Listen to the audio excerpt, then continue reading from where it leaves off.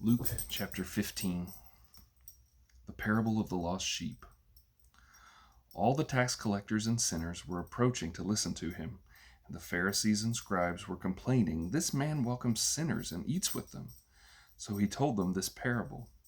What man among you who has 100 sheep and loses one of them does not leave the 99 in the open field and go after the lost one until he finds it?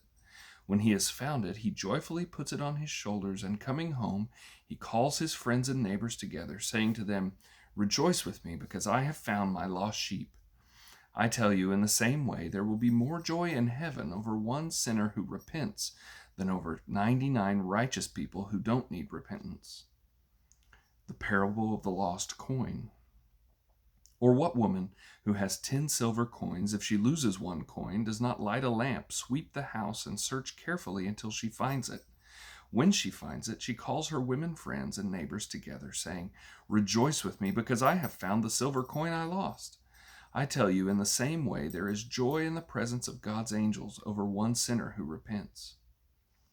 The parable of the lost son. He also said, "A man had 2 sons. The younger of them said to his father, 'Father, give me the share of the estate I have coming to me.' So he distributed the assets to them. Not many days later, the younger son gathered together all he had and traveled to a distant country, where he squandered his estate in foolish living. After he had spent everything, a severe famine struck that country, and he had nothing. Then he went to work for one of the citizens of that country, who sent him into the fields to feed pigs. He longed to eat his fill from the carob pods the pigs were eating, but no one would give him any. When he came to his senses, he said, 'How many of my father's hired hands have more than enough food, and here I am dying of hunger? I'll get up, go to my father, and say to him, Father, I have sinned against heaven and in your sight. I'm no longer worthy to be called your son. Make me like one of your hired hands.' So he got up and went to his father. But while the son was still a long way off, his father saw him and was filled with compassion. He ran, threw his arms around his neck, and kissed him. The son said to him, 'Father, I have sinned against heaven and in your sight. I'm no longer worthy to be called your son.' But the father told his slaves, 'Quick, bring out the best robe and put it on him. Put a ring on his finger and sandals on his feet.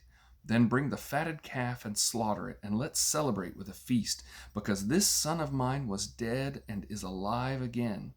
He was lost and is found.' So they began to celebrate. Now his older son was in the field. As he came near the house, he heard music and dancing. So he summoned one of the servants and asked what these things meant. 'Your brother is here,' he told him, 'and your father has slaughtered the fattened calf because he has him back safe and sound.' Then he became angry and didn't want to go in, so his father came out and pleaded with him. But he replied to his father, 'Look, I have been slaving many years for you, and I have never disobeyed your orders. Yet you never gave me a young goat so I could celebrate with my friends. But when this son of yours came, who has devoured your assets with prostitutes, you slaughtered the fattened calf for him.' 'Son,' he said to him, 'you are always with me, and everything I have is yours. But we had to celebrate and rejoice, because this brother of yours was dead and is alive again. He was lost and is found.'"